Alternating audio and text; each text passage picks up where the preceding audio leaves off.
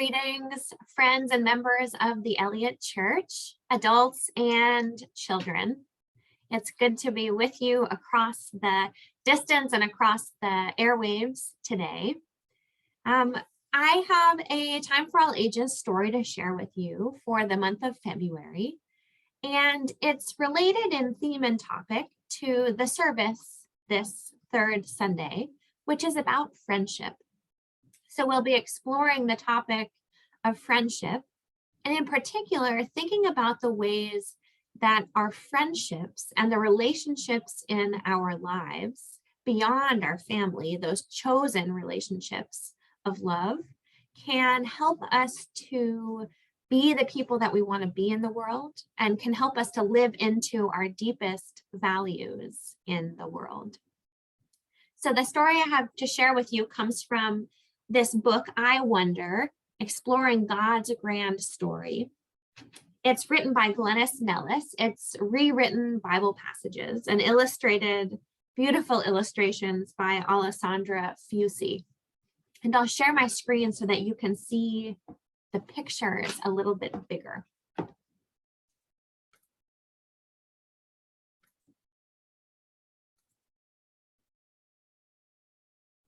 Here we go.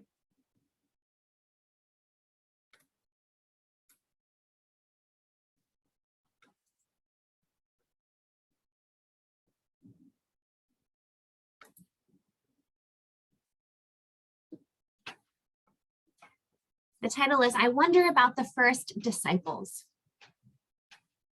It was so quiet in the synagogue in Nazareth that you could have heard an ant sneeze.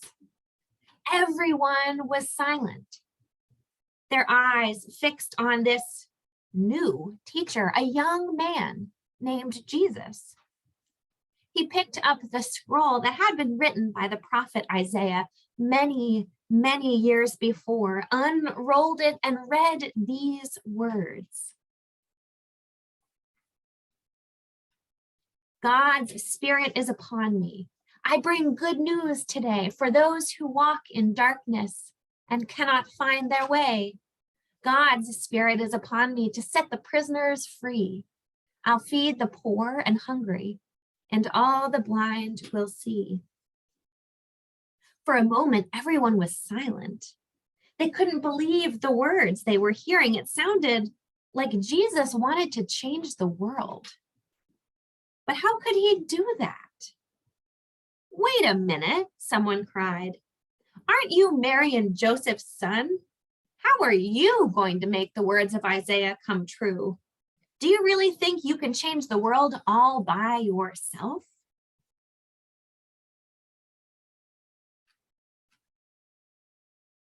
But Jesus wasn't worried. He already knew that he would need lots of help to teach people how to love and care for each other. And so he went to a little town called Capernaum on the banks of Lake Galilee. He knew he would find the right kind of people there. Now you might think Jesus, the Son of God, would need very special people to be on his team. Perhaps important people with loads of money and big homes.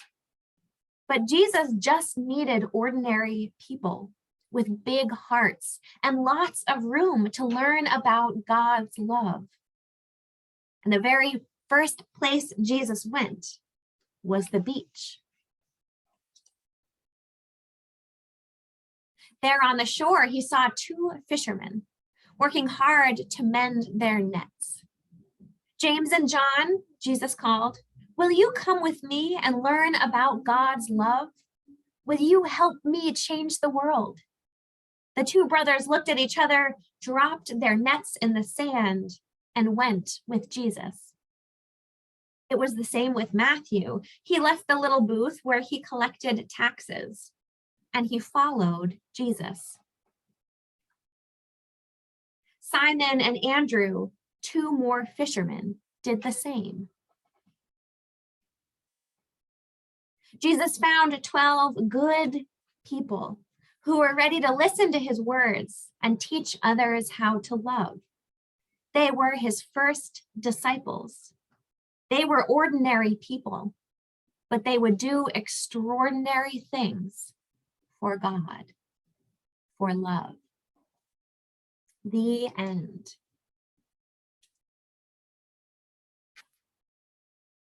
The end. So Jesus found some friends. Jesus had a sense inside of him that he had work to do in spreading love in the world. And he knew he couldn't do it by himself. He knew he needed to surround himself by people to support him and love him and hold him accountable and help him. And so he made friends. He had these 12 close friends, his 12 disciples, and together they were able to make a real difference in the world. And so I have 3 questions that I'm wondering about that I'll invite you to think about and wonder about with me. I wonder if Jesus still needs disciples. I wonder if we could help to change the world. I wonder what my friendships and my relationships could do to help me to make the world a better place. So they're big questions.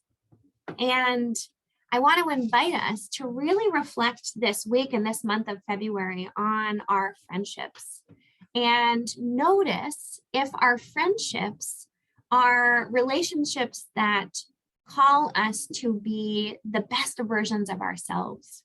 If our relationships and our friendships are places that we can be all of who we are and we can be held accountable for that.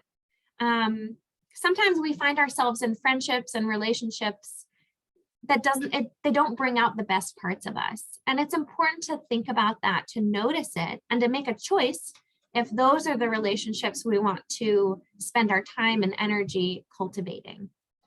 So the activity for this month is for all ages. I would like to ask all of you to write a letter or a card through snail mail to one of your friends, someone who is not related to you, who you're not in a romantic relationship with, just a friend, someone whose friendship maybe you want to be stronger, or maybe is already really amazing and has made a big difference in your life.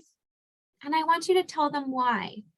So this letter or card to a friend will honor that friendship and help you have some time and opportunity to tell them why.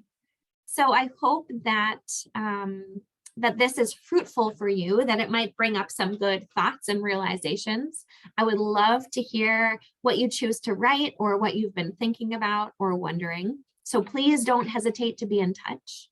And I look forward to seeing you all in person soon as you can. And have a wonderful, wonderful week, my friends. Take care.